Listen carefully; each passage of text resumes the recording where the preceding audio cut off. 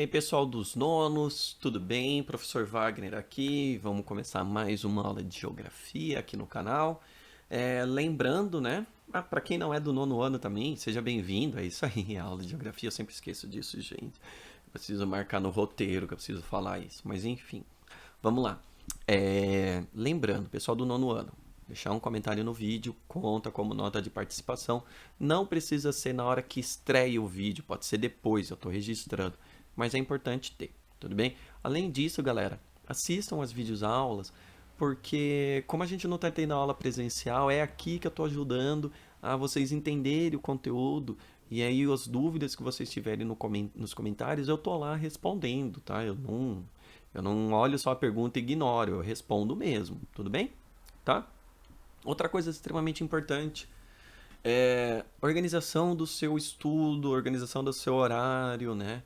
Não deixe as coisas acumularem, principalmente vocês que são do nono ano, que da escola a gente não faz a mínima ideia, não faz a mínima ideia mesmo. Se algum professor falar para vocês como que vai ser, nesse momento ainda, esse professor está mentindo. A gente não sabe como é que vai ser a questão da recuperação do conteúdo do nono ano. Ainda mais para vocês que vão mudar de escola, né? Não sei para onde vocês vão ano que vem, 2021, e eu também não sei como que vai ser a questão da recuperação naquelas escolas. Então nós ficamos preocupados com isso, tudo bem?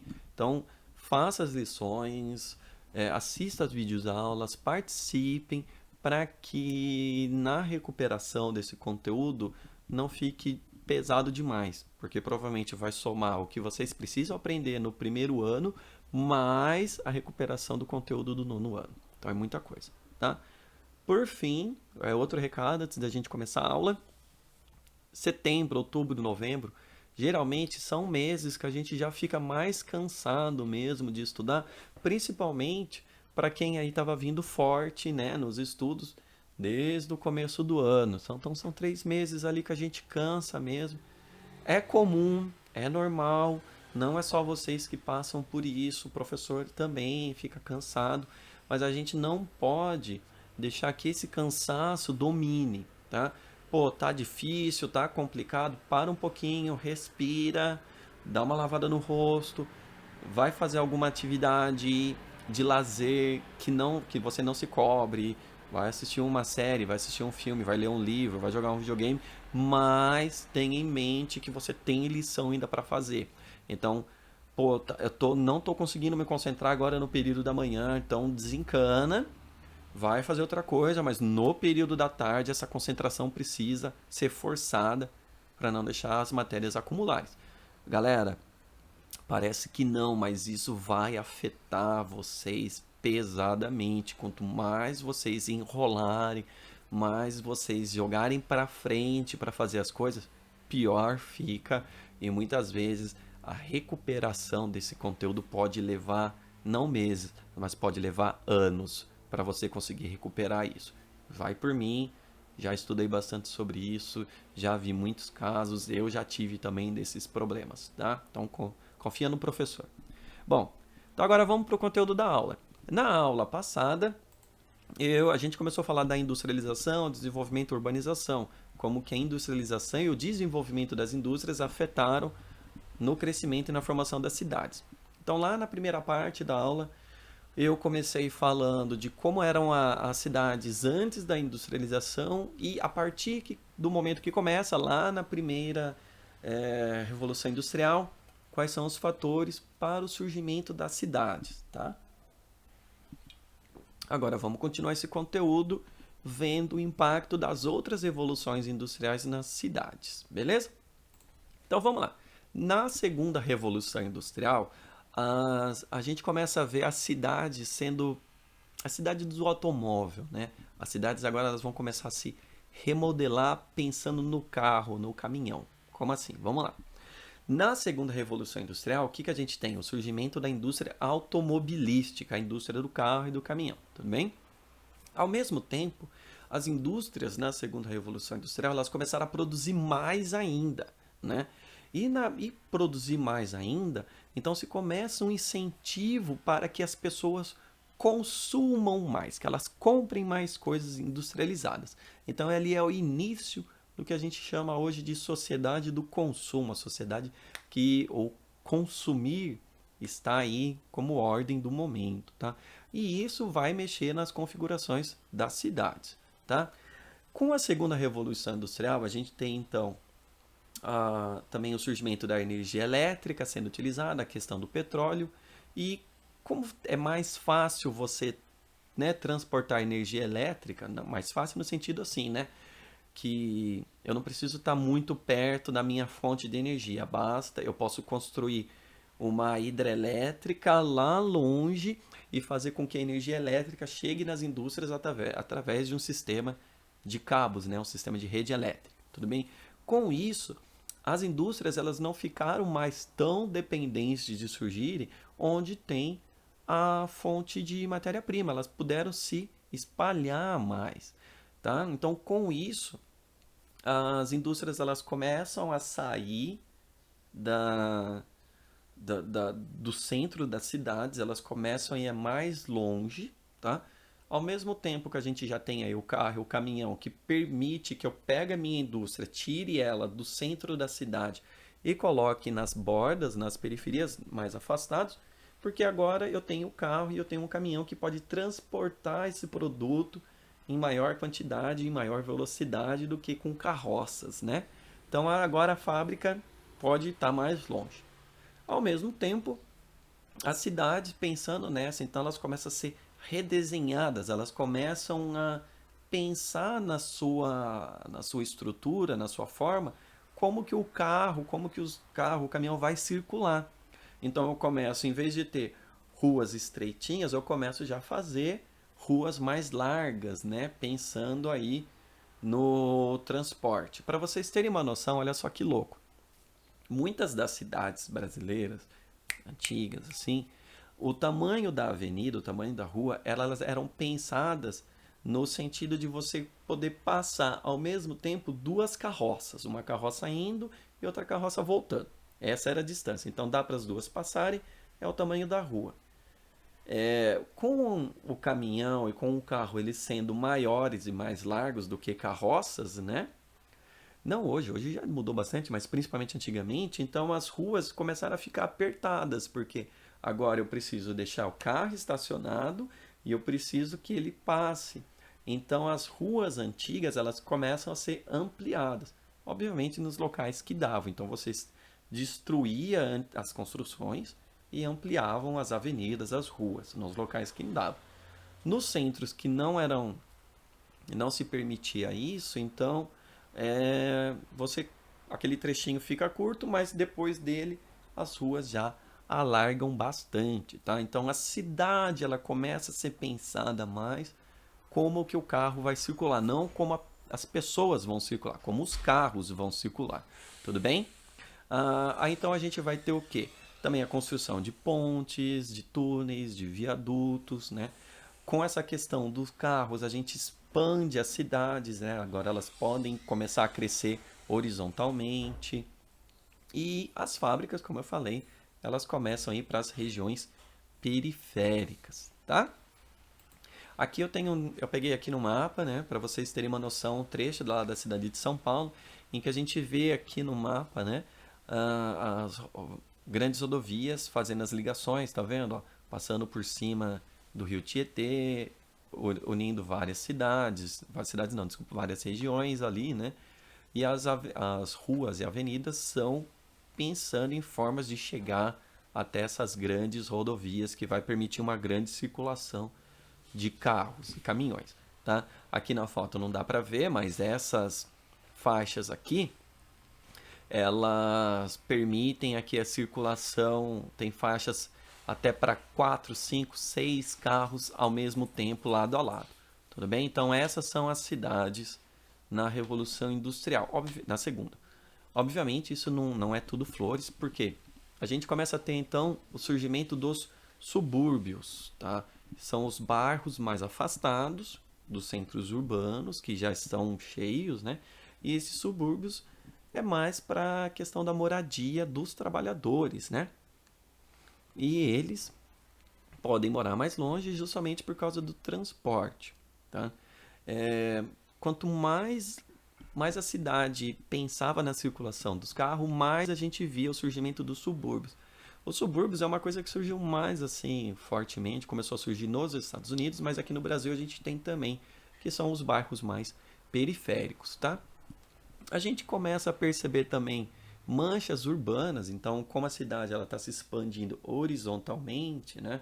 Quando a gente vê imagens aéreas, a gente para de ver o verde da natureza e começa a ver o cinza, o vermelho, né? Laranja, que seriam os telhados, né? Dessa expansão das cidades crescendo, tá? E essas manchas urbanas das cidades crescendo um, um começou a surgir é, é, começou a fazer algo que a gente deu o nome de conurbação, tá? Que é quando tem a união de manchas urbanas em duas ou mais cidades. É que a cidade já se expandiu tanto que chegou a encontrar a cidade vizinha, a um ponto de que se não tiver placas, se não tiver alguma sinalização, você não sabe dizer onde termina uma cidade e onde começa a outra, tudo bem? Na segunda revolução industrial também, né, com esse crescimento das cidades, a gente começa a ver o surgimento das metrópoles, né, que já eram aquelas cidades antigas que começaram a crescer mais ainda, tá? E elas começaram a ser polo de centros de pesquisa, né, de algumas indústrias ainda, né, o centro político, o centro econômico, e aí de forma que as cidades ao redor ficaram dependentes dessa grande cidade, que são as que a gente deu o nome de metrópole. Tudo bem, metrópoles. Com a expansão das cidades, o antigo centro, né, o centro da cidade, ele começa a não ter espaço mais para crescimento, aí as cidades elas se veem na necessidade de criar novos centros, novas áreas centrais, tudo bem? Então, as indústrias, as empresas que querem ir para o centro antigo não tem mais espaço, não vale mais a pena, ruas estreitas, muita gente morando, muita construção, é mais caro, né? Então elas começam a ser construídas em outras áreas, criando novas áreas centrais. Tudo bem? Com isso, a antiga área central ela começa a perder a sua relevância, a sua importância e começa a sofrer um processo de deterioração, né? Começa a ter um abandono dos imóveis, começa a ter problemas urbanos surgindo ali naquela parte, tá? A gente começa a ver também o surgimento dos shopping centers, começa lá nos Estados Unidos, depois se espalha no planeta todo, que é basicamente os centros de compra, né? Já que a cidade está se expandindo, né? E ir para o centro às vezes demora muito, não tem espaço para novos comércios, o que começa a fazer? Em áreas mais afastadas do centro, você começa a fazer uns locais que vai ter uma grande concentração de lojas e outras formas de você poder gastar o seu dinheiro, tá? Inclusive algumas coisas de lazer lá dentro, que são os shopping centers, né? Se vocês prestarem atenção, a maior parte dos shopping centers que a gente conhece, eles não estão em áreas centrais do antigo centro, eles já estão em áreas mais afastadas, de forma que, né, quem está morando muito longe não precise ir até o centro. Ele consegue comprar o que ele precisa também nesses shopping centers. E a gente começa a perceber o surgimento, né, dos problemas ambientais, os problemas de trânsito, os problemas de segurança surgindo nas cidades que elas estão crescendo, se expandindo bastante. A maior parte das cidades, a maior parte não, desculpa, né? Todas as cidades brasileiras, se a gente olhar aqui ao nosso redor, elas têm esse pensamento da cidade da segunda revolução industrial, a expansão horizontal, né? Uma deterioração do centro, os problemas de segurança, os problemas de trânsito surgindo nas cidades médias e pequenas aqui no Brasil, né? Então, esse problema essa cidade da segunda revolução industrial que surge lá na década de 1940, 1920, 30, 40, 50, a gente está aqui no Brasil passando por isso em várias, tudo bem? Bom, então vamos lá, continuando. Ó, eu trouxe aqui duas fotos mostrando como que é um subúrbio nos Estados Unidos, né? Ele tem esse formato aqui, ele lembra bastante os residenciais que a gente vê hoje aqui, né?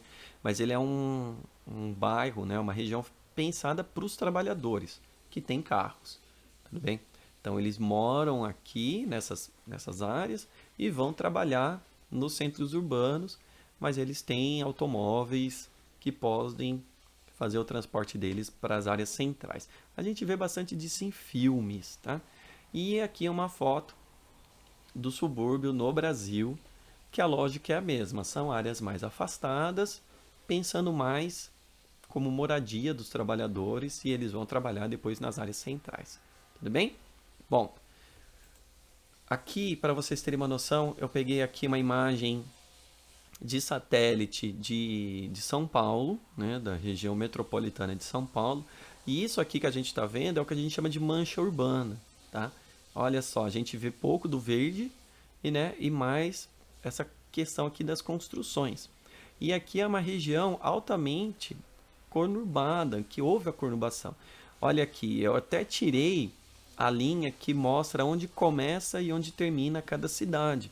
Então, só com essa imagem aqui, você não sabe me responder onde começa e onde termina São Paulo, onde começa e onde termina Osasco, Guarulhos, Mauá, São Bernardo do Campo, né? Taboão da Serra, não tem como.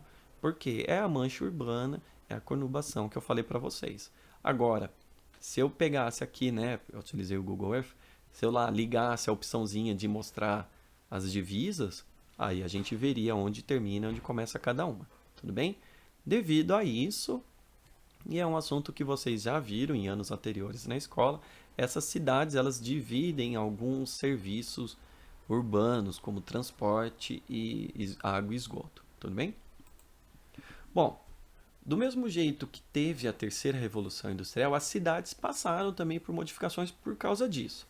Na terceira revolução industrial, a gente percebe muito uma internacionalização da produção industrial, né? Então, as indústrias elas começaram a se espalhar muito mais pelo planeta, principalmente ali a partir da década de 1960, 1970. Tudo bem? Ao mesmo tempo, o que a gente percebe? Um crescimento no planeta com o meio ambiente e com a questão da sustentabilidade. Por quê? Ali, a partir da década de 1970, você começa a perceber que, mano, os recursos naturais do planeta não são infinitos. Em algum momento eles vão acabar, tá?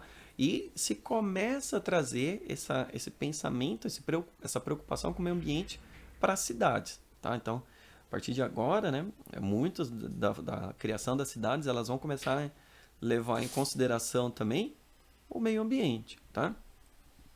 E aí a localização das fábricas, elas acabam pensando, né, em dois fatores. O processo de produção das mercadorias, então onde tem um baixo custo de produção, onde vai ter mão de obra barata, as indústrias, né, da produção do produto vai para essas regiões. Agora, os locais em que eu tiver uma grande quantidade de centros de pesquisa, de núcleos de tecnologia, de instituições de ensino avançadas, eu vou deixar esses locais para o desenvolvimento do produto e administração, né? Então, eu vou ter aí as cidades que apresentarem bastante centros de pesquisas, bastante instituições de ensino, né?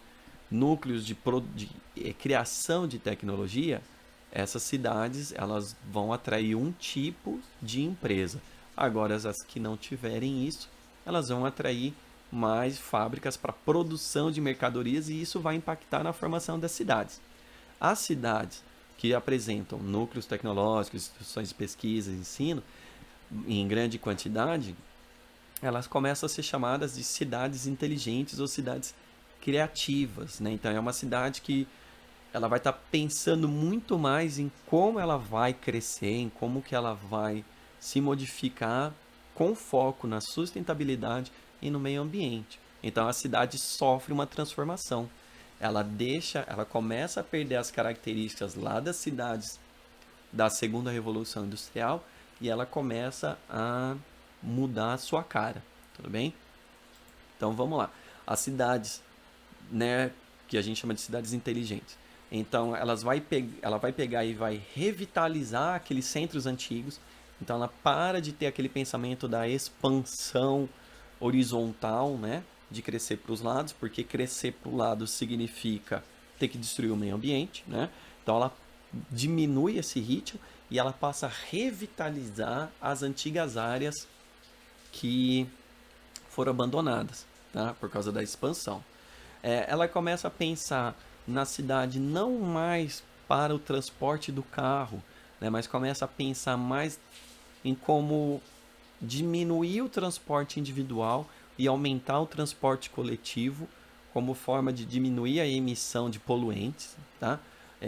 Então, assim, em vez de eu incentivar a, o transporte do carro, né, que aí acaba poucas pessoas, se tem um investimento maior no transporte coletivo, trens, metrôs, ônibus, também há um incentivo para o transporte individual não poluente, as bicicletas, né? Bicicletas, patins, aí. Então se começa a construir vias ou pega aquelas avenidas e ruas pensadas para o carro, diminui o tamanho dela para construir ciclovias para as pessoas irem de andar de bicicleta, seja por lazer, seja para ir trabalhar também, tá? Os prédios começam a ser pensados de formas também de como ele pode impactar menos o meio ambiente, a produção, né, o uso dos produtos, a possibilidade da construção em cima do prédio, né, de jardins, de árvores, para que possa ter uma limpeza do ar e melhorar ali a qualidade do ar nessas cidades, tudo bem? Tá? A gente começa a perceber essas cidades, principalmente as grandes cidades que se urbanizaram primeiro, que se industrializaram primeiro, e aí elas começam a ter esse pensamento mais da terceira revolução industrial. Aqui no caso do Brasil, por exemplo, a gente vê São Paulo como uma cidade que está passando por essa transição. Então, o pensamento de uma cidade sustentável em São Paulo, ela está mais forte hoje, mas ela ainda tem ainda muito forte as características da cidade da segunda revolução industrial. Agora, se a gente pegar aqui a nossa cidade, onde a gente mora, né, aqui Salto, a gente já vê que é uma cidade que o pensamento sustentável é muito fraco ainda. É um pensamento ainda da cidade lá da segunda revolução industrial, né? A gente não tem aqui na cidade, é muito fraco, um pensamento de valorizar o transporte coletivo, de valorizar o transporte não poluente, né? De se incentivar a deixar o carro em casa e trabalhar a pé ou pegar o ônibus. A gente vê muito pouco isso aqui na cidade. Tudo bem? Então, ok. É uma cidade que não é, né, pensando nessas características, não é uma cidade criativa, não é uma cidade inteligente. Tudo bem? Mas, essa revitalização do centro antigo, ela está criando problemas também. E um desses problemas é a gentrificação, vem do inglês essa palavra. Tá? O que isso significa?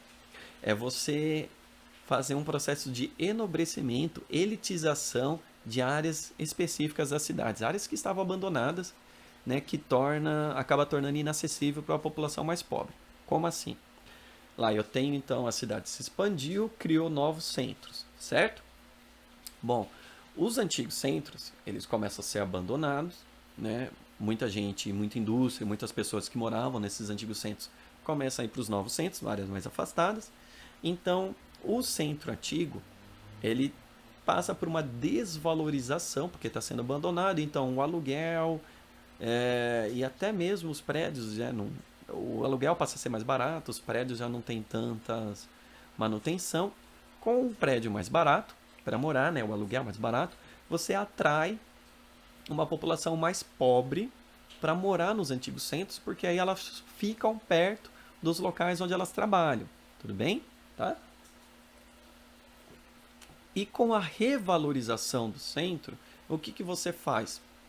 Você vai pegar aqueles prédios antigos, aqueles móveis abandonados, você vai destruir e vai começar a criar novos prédios, criar novos comércios, e isso vai fazer com que as pessoas voltem a olhar para os centros antigos, o que faz o aluguel subir, porque aí o centro volta a ser atraente para a moradia, né, e para a construção de novos empreendimentos. Então o aluguel volta a subir, a ficar caro, aí a população pobre que morava ali não tem mais dinheiro para isso. E para onde que elas vão? para as áreas periféricas, tudo bem? Então esse processo de valorizar as áreas centrais de forma que você não pensa na população pobre que já morava ali, com a ideia de basicamente tirar essa população pobre dali, não à força necessariamente, mas tornando a vida delas mais cara, isso é um processo de gentrificação, tudo bem? Está acontecendo bastante nos grandes centros urbanos, São Paulo, Rio de Janeiro, Nova York, Paris, tá? São as grandes cidades que estão passando por isso. E também a gente tem um problema nessas cidades sustentáveis que é a especulação imobiliária. A especulação imobiliária funciona da seguinte forma: eu vou lá no centro antigo, né, e eu compro um terreno, eu compro um prédio, mas eu não mexo nele. Por quê? Porque existe um plano de que daqui 2, 3, 5, 10 anos essa área vai valorizar, porque vai ser construído novos empreendimentos voltado mais para uma galera rica, né? Então eu comprei aquele terreno, aquele imóvel por 10 milhões, tô chutando o valor. Daqui 5, 10 anos eu vou poder vender ele por 100 milhões de tanto que valorizou porque está atraindo uma população com mais dinheiro. E você não faz nada ali naquela região. Fica ali parado o prédio. Você não modifica, você só está esperando crescer, valorizar. Isso se chama especulação imobiliária. Tudo bem? Então isso também é um problema muito grave. Não é proibido fazer especulação imobiliária, não tem nenhuma lei proibindo, mas as cidades inteligentes, elas vêm criando aí mecanismos de não incentivar para que se faça algo logo com esses prédios, porque prédio parado, ele não está ajudando na sociedade. Por incrível que pareça, aqui no caso do Brasil, né, na nossa Constituição, está escrito que todo prédio, todo terreno, toda construção, ela tem que ter um uso social. Se ela está abandonada, não está servindo nem para moradia, nem para comércio, para nada, ela não está cumprindo a função social que ela tem que cumprir, tudo bem? E aí há uma série de processos para poder mudar isso, que eu abordo numa outra aula, tá? Agora não é o momento, tudo bem? E aqui, para acabar, né, eu trouxe aqui um quadrinho clássico, vira e mexe esse quadrinho, essa sequência cai em provas, geralmente em preto e branco, tá? Mas é o que? Mostrando o processo de gentrificação. Então eu tenho aqui um local que era uma indústria que está abandonada, né? E aí a população mais pobre ocupa, né? Faz pequenas modificações, mas a gente vê que teve baixa modificação, né? Então começa a ocupar a utilização, mas com uma valorização do centro. Olha a mudança que eu já vou vendo, né? Aqui, e aí eu torno ela no final, né, um prédio moderno, pensando na galera que tem mais dinheiro e aquela população pobre que vivia nesse prédio ou ocupava esse prédio, seja um comércio mais simples, se vê obrigado a sair de lá porque ficou muito caro. Tudo bem? Bom, eu espero que vocês tenham entendido esse conteúdo, né? Que atualmente o que a gente vê então são cidades que estão naquele modelo da segunda revolução industrial, as cidades de médio e pequeno porte, e as grandes cidades, elas estão naquele processo de se tornar uma cidade inteligente, tá? Então, agora, mais ainda por cima em época de eleição, a gente vê muitos candidatos falando na questão das grandes cidades, né, prefeitos de grandes cidades, de tornar a cidade uma cidade mais inteligente, uma cidade melhor, mas os desafios são gigantescos. Tudo bem?